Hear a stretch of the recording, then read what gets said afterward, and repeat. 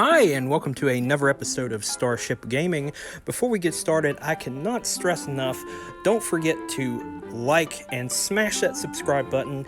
You want to be around for all of the cool content we talk about. We talk about video games. We're going to start talking more about movies in my sister series, Starship Movie Reviews. So don't forget to like and subscribe, and of course hit the bell if you want notifications of when we make more awesome videos.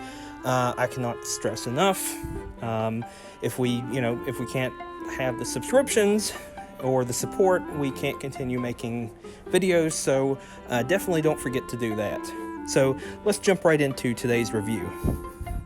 So this is just a tad overdue. Star Wars Squadrons for Xbox One and, as of the recording of this video, the soon-to-be released Xbox Series X. So I'm not really going to give a whole lot of spoilers about this game, but I am going to talk a little bit about it, so if you haven't played it yet, you may want to,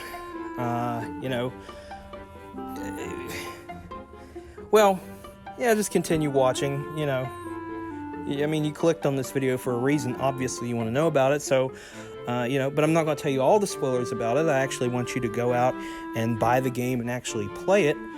So let's jump right into that. And I also want to point out that this game is also available for Sony PlayStation 4 and the PC.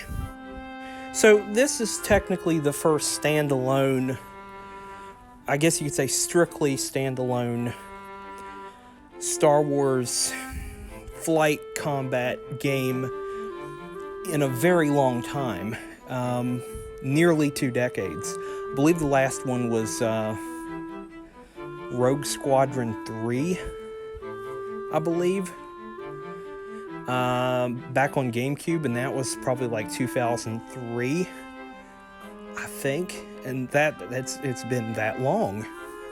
I mean, there's other games where you've been able to fly and whatnot in, but this is the first dedicated one. If we're going to be technical here, the last one that you could fly a starfighter in was Battlefront 2, released in 2017. Which, the Battlefront series, the new Battlefront series, the EA one, I don't have much of a problem with. I had a lot of problems with the first one. I dislike the first one. I think that's the worst Star Wars game ever made. But Battlefront 2 by EA was a lot better. I liked that it added the story mode. And Star Wars Squadrons is one of those games that EA could have just threw out there and just said, here, just play online, which most people who do play Star Wars Squadrons do play it online, but it also has a story mode. So they have learned from their mistake of the first Battlefront after all this time. And the only problem that EA had with Battlefront 2 was the whole loot crate controversy, which kind of put a bad taste in a lot of people's mouths. But I bought Battlefront 2 just to play the story mode, to be honest. I could care less about the online portion of it, which I did play online for a while, for like the first year and a half after it came out, and then I got bored with it. But I have been returning to it lately. But with Star Wars Squadrons, it's a completely different experience than what you had with the first 2 EA Battlefront games. And of course, it's following a year, or nearly a year, about 11 months roughly, after the release of Jedi Fallen Order, which Jedi Fallen Order is now considered among one of the best Star Wars games ever made. So EA really redeemed themselves with releasing that game. So in Star Wars Squadrons, it's basically a more or less a dogfight simulator, but set in the Star Wars universe. If you don't know what the term dogfight is, then you have probably never played any kind of air combat simulator. So, yeah. I told that to somebody one time, and they literally thought it meant dogs fighting. I'm like, what? Seriously, I'm not joking. But yes, it is essentially a space dogfighting simulator. It really is, in my opinion, one of the best simulators since probably X-Wing versus TIE Fighter, which that was released way back in the late 90s. I think 1997 or 98. I forget exactly. I think 97. And it really is one of the best ones since then. The collars. First of all, let me talk about the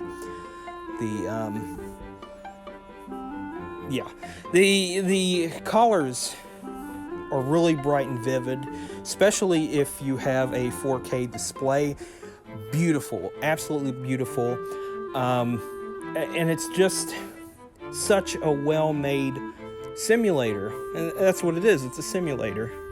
And the controls, that's the most important thing for a game. The controls are actually very spot on. It's exactly what I anticipated, and honestly, they did a really good job putting this game together. But honestly, this game kind of snuck under the radar on me. Usually I know when a Star Wars game is coming out, but I literally didn't know about this one until about 2 months before it came out. I guess I just wasn't paying attention. Of course, I had a lot going on at the time too, but, you know. But it kind of snuck under the radar, and I'm like, yeah, I got to pre-order this. So I pre-ordered it like 3 weeks before it came out. And for the price point, it's $39.99 new as of this recording. The price is really spot on with this one. It's actually, for the $39.99 price, it's definitely worth picking up. Whether you have a Xbox One, or eventually you get a Series X, or a PS4, PC. I know on PS4 they have the whole VR experience, which I gotta admit would be cool, but I'm not really a big VR guy.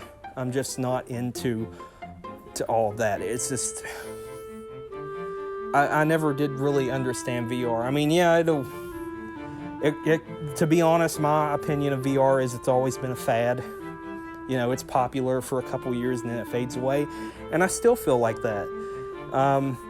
Especially if you have PS4 and then, you have VR, which I have a friend who has VR for his PS4. All of the games that they sell for the VR literally hit the discount bin within 6 months of release. Like, I went to my local Best Buy, and I seen like just some of the worst VR games that have ever been invented. Like, the name of a few, Battlezone. Battlezone is kind of I've actually played that, and I'm not a big fan of it. Then there's like some kind of accounting thing. I know it's supposed to be silly, but seriously, I seen it in the discount bin. It's just, And what's funny is that someday these games may be rare, especially that accounting one. I'm serious. Some of the worst games in history turn out to become some of the rarest ones 10, 20, 30 years down the road. But let's get back on track here. And PC, if you play Star Wars Squadrons on PC, you can use the flight stick, which I believe you can on PS4 and Xbox One as well. I've never tried them, but but I know on PC you can. And I haven't tried it yet. I have a flight stick. I have a copy, or just recently acquired a copy of Star Wars Squadrons for the PC. And I think I'm going to spend a weekend and try that out. As you know, if you've watched my previous episode about a week or so ago as of this recording, the gaming PC episode, that's what I'm going to play it on. I literally haven't taken that gaming PC out of the box as of this recording. It's just I've been so busy with traveling, and as you might know, I have my own gaming store now, and it's just been really hectic, so I really haven't gotten around to it yet. But eventually I will. But I do still play games on my PC, and I'm gonna play Star Wars Squadrons on it for now. Laptop PC, I should say. My laptop PC, I'll probably end up playing it on that for now, and just to hold me over till I get a chance to set up my gaming PC. But overall, the visuals are really beautiful in this game. The controls are amazing. And for story mode, it's got a pretty decent story, to be honest. It's kind of a generic story. Well, what I would consider Star Wars generic. I'm a huge Star Wars fan. I actually am in the middle of writing some Star Wars fan fiction, which hopefully, if Lucasfilm gets to read it,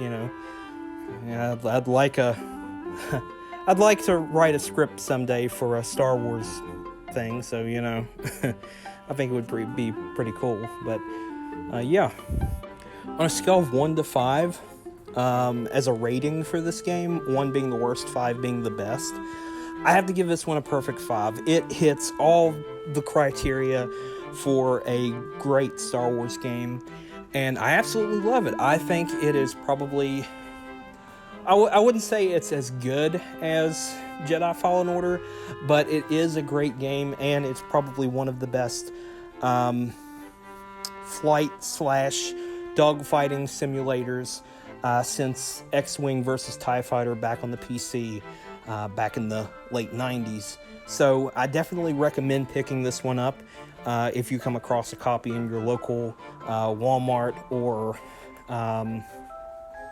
Target or Best Buy or wherever you buy your video games from, GameStop, all of those. So I recommend picking it up. So I hope you enjoyed today's episode. Don't forget to like and subscribe and hit the bell if you want notifications of when we make more awesome videos. And until next time, I will see ya.